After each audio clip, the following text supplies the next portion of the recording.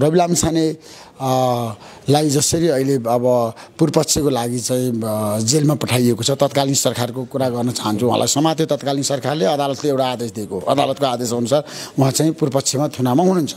तर म चाहिँ अहिलेको प्रधानमन्त्रीलाई के आग्रह गर्न चाहन्छु भन्दाखेरि अहिलेको गृहमन्त्रीलाई छिटोभन्दा छिटो यो प्रकरण टुङ्गिनुपर्छ, छिटोभन्दा छिटो। निर्दोष मान्छेलाई फसाउन पाइँदैन, जोसुकै होस् हाम्रो देशमा, र दोषीलाई उन्मुक्ति दिन मिल्दैन। त्यसैले गर्दाखेरि अब रविजीको बारेमा दुधको दुध पानीको पानी छुट्याएर छिटोभन्दा छिटो वास्तविकता बाहिर ल्याएर उहाँलाई न्याय दिनुपर्छ अदालतले। तपाईँको अहिले पनि त्यही धारणा हो रवि लामिछानेप्रति प्रतिशोध भएको हो? होइन, विगतको सरकारले प्रतिशोध साध्यो भनेर त धेरैले भने, तपाईँलाई थाहा छ, तपाईँले पनि भन्नु, किन धेरै ठाउँमा लगियो, बयान लियो होइन। त्यसैले अहिलेको सरकारले मलाई विश्वास के छ भने ऐन कानुन र संविधानभित्र रहेर छिटोभन्दा छिटो फैसला गरेर अदालत, किनभने हामीले अदालतलाई भन्ने हो यो कुरा, यो सरकारको हातमा पनि छैन। फेरि अदालतले छिटोभन्दा छिटो फैसला गरेर एउटा निर्णय गरिदिनुपर्छ र हामीले पीडितलाई न्याय दिनुपर्छ। आरोग्य मालिस तेल, बाथरोग निवारण, हाड जोड्ने दुखाइ निर्मूल, लिगामेन्ट खिएको समस्याको समाधान, शरीर पोल्ने र झमझमाउनेबाट मुक्ति, युरिक एसिडको दुखाइबाट छुटकारा। अब दुखाइमा बस्नु पर्दैन। ओके, अर्को एउटा विषय अन्तिममा छु म, यो विषय चाहिँ तपाईँले क्लियर भन्नु होला। तत्कालीन गृहमन्त्री, तत्कालीन भन्दा पनि पूर्व गृहमन्त्री रवि लामिछाने पक्राउ पर्दै गर्दा त्यसपछिको केही सिनारीहरू आइपर्यो र जुन सिनारीहरूलाई तपाईँले अध्ययन गरेर भन्नुभएको थियो रवि लामिछाने माथि चाहिँ पछिल्लो समय प्रतिशोध साध्यो, केपी शर्मा ओलीको सरकारले रविमाथि अन्याय गर्यो भनेर तपाईँ आफैले विभिन्न सञ्चार माध्यममा बोल्न थाल्नु भएको थियो। त्यो अवस्था रवि लामिछानेप्रति भएको हो कि होइन? अहिले अब यो सरकारले या अब अदालतहरूले कस्तो भूमिका खेल्नुपर्छ? होइन, हाम्रो देशमा कानुनी शासन र लोकतन्त्र विधिको शासन त छ। रवि लामिछाने लाई जसरी अहिले अब पूर्वपक्षको लागि चाहिँ जेलमा पठाइएको छ, तत्कालीन सरकारको कुरा गर्न चाहन्छु। उहाँलाई समात्यो तत्कालीन सरकारले, अदालतले एउटा आदेश दिएको, अदालतको आदेश अनुसार उहाँ चाहिँ पूर्वपक्षमा थुनामा हुनुहुन्छ। तर म चाहिँ अहिलेको प्रधानमन्त्रीलाई के आग्रह गर्न चाहन्छु भन्दाखेरि अहिलेको गृहमन्त्रीलाई छिटोभन्दा छिटो यो प्रकरण टुङ्गिनुपर्छ, छिटोभन्दा छिटो। निर्दोष मान्छेलाई फसाउन पाइँदैन, जोसुकै होस् हाम्रो देशमा, र दोषीलाई उन्मुक्ति दिन मिल्दैन।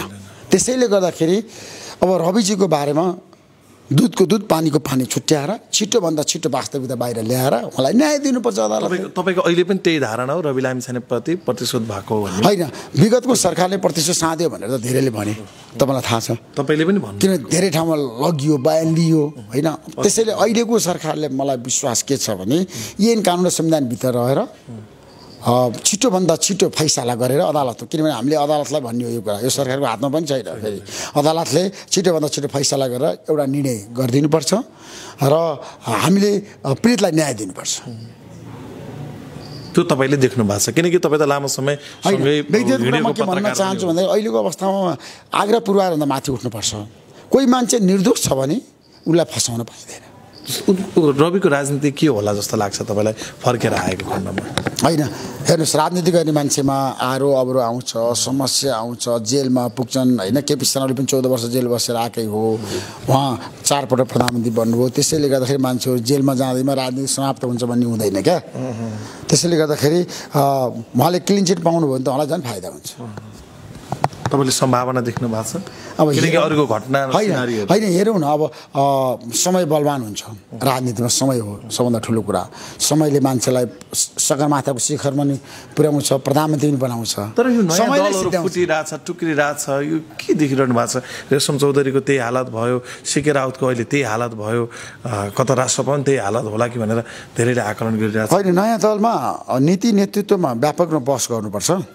जनताले जुन किसिमको म्यान्डेट दिएका थिए त्यो म्यान्डेटलाई सही रूपमा आत्मसात गर्नुपर्छ, जनमतलाई सम्मान गर्नुपर्छ, जनमतलाई कदर गर्नुपर्छ। नयाँ दलहरूले पनि पुरानै पारा, पुरानै सोच चिन्तनबाट मुक्त भएर देश बनाउनुपर्छ। हस्, हुन्छ त, थ्याङ्क यू। किन सोध्नु पर्यो, आइसक्यो त तिमीले जे एकाडेमी नेपालकै नम्बर 1 22 वर्षको अनुभवको साथमा 100% जब ग्यारेन्टी।